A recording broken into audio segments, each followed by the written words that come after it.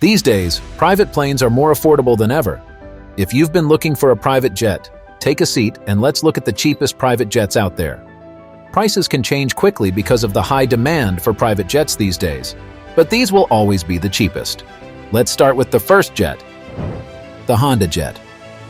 Since 2015, Honda Aircraft has been making the HA420 Honda Jet, a light business jet. It is the first plane that Honda has designed and built. You can call it a light jet, private jet, personal jet, small jet, or anything else with the word jet in it. Except for jetliners, haha. It's the only very light jet with a lavatory, and its nose section looks like a pair of nice shoes. The over-the-wing engine mount is also one of its most unique features. A lot of the time, I think that plane makers are just copying each other, but the Honda Jet is different from other jets. The Honda Jet's over-the-wing engine mount configuration was made to make the most of space by getting rid of the structure needed to mount engines on the back of the fuselage. The Honda Jet has a lot more space inside the cabin than other jets because the engines are not attached to the body of the plane. It has two GE Honda HF120 turbofan engines that burn a total of 104 gallons of fuel per hour and put out about 2,000 pounds of thrust each. The Honda Jet is the fastest business jet in its class, with an Elite S model's top cruise speed of 485 miles per hour at 30,000 feet. It can go as far as 1,437 nautical miles, and its cabin can fit 6 people, plus 1 or 2 pilots. The Honda Jet can be bought for $4.5 million, but the Elite version costs about $5.2 million. Another option is to look for a used jet, which can be found for $2.5 to $3 million. The Embraer Phenom 100. The Phenom 100 is the cheapest jet that Embraer, which started making planes in 2008, sells. Embraer calls the Phenom 100 an entry-level private jet, which is exactly what it is. It also has cutting-edge technology. There is a lot of style, comfort, performance, and dependability in the Phenom 100. It is driven by 2 rear-mounted Pratt & Whitney Canada turbofan engines that put out 1,730 pounds of thrust each.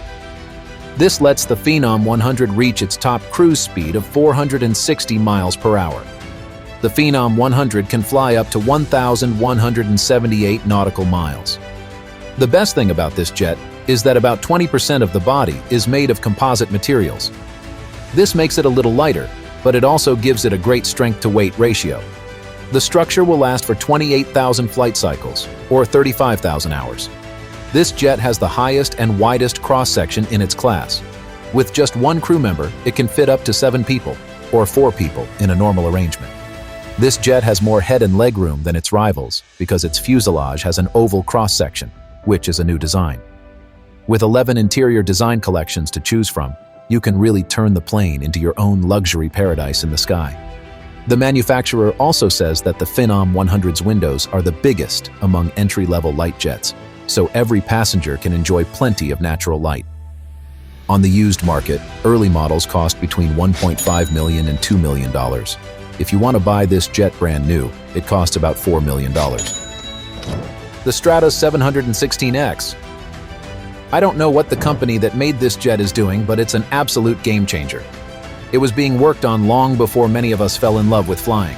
Not only will it shake up the market for single-pilot jets, but it will also be better than the Cirrus Vision jet, which means it will have trouble when it finally goes into production. That's just a guess, though, because the Cessna TTX versus the SR-22 shows that speed and range aren't always enough to win. So Stratos Aircraft should better parachute the 716 if they want to win. Okay, enough with the blah blah. The 716 is the same as the 714, but longer and bigger to carry more people and cargo. It is sometimes called the rebranded 716X. This jet was made with the owner-operator in mind, with a focus on simplicity and calm flying to make it easy to use. The Stratos 716X's engine power works close to the plane's center of gravity, which helps meet the design goals of being easy to control and requiring little work from the pilot. Because the Stratos 716X is a very light. This jet has the speed and range of a high-performance twin-engine light jet and the short field takeoff range of a single-engine turboprop aircraft.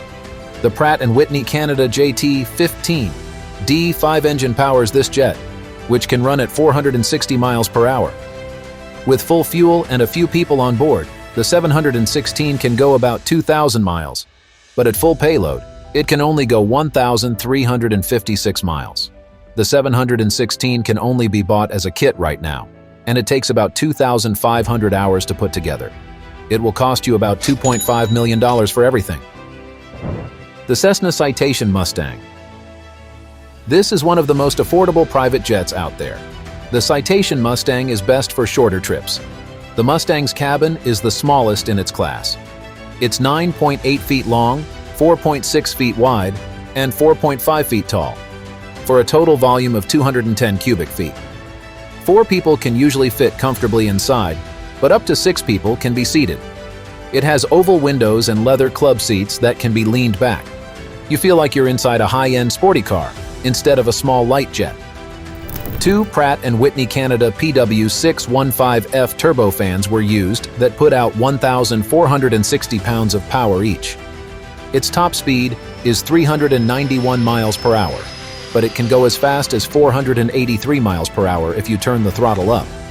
Its range is over 1,343 miles. The service ceiling is 41,000 feet, so you can fly over bad weather. The cockpit has a Garmin G1000 electronics system, which is one of the best out there. You can only buy a used Mustang from Cessna after 2017.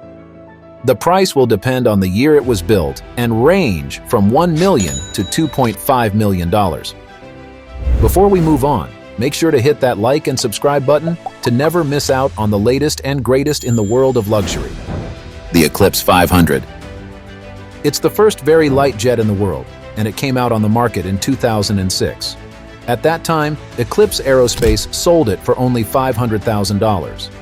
Their goal was to make jets as cheap as possible, but their dream only lasted a short time because the company went out of business. Because of a lack of money, Eclipse 500 production stopped in October 2008, only 2 years after it first came out on the market. The cabin of this jet is pretty small and looks like the cabin of an automobile. It is 12.3 feet long, 4.7 feet wide, and 4.2 feet tall, giving it a total cabin volume of 109 cubic feet. It can comfortably fit 4 people, but in its most basic form, it can fit 5 people with 1 pilot in the cockpit.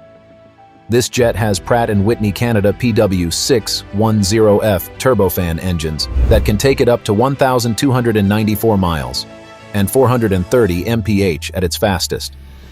This makes it great for trips of 800 to 1,000 miles.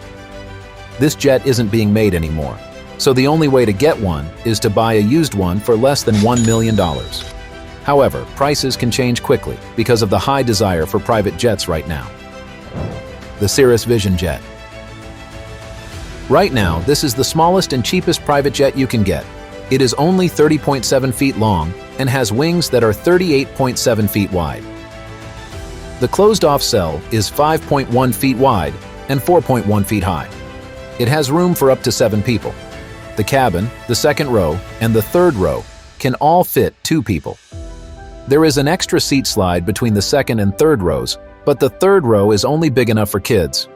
The SF-50 is the best light jet because it is the first jet to have a protective parachute that goes around the whole plane.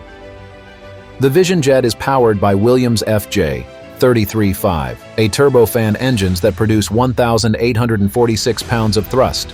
This lets it cruise at 358 miles per hour and has a range of 1,381 miles at full fuel. If you fill up the seats, you'll need to carry less fuel, so the range drops to 690 miles, making it perfect for very short trips.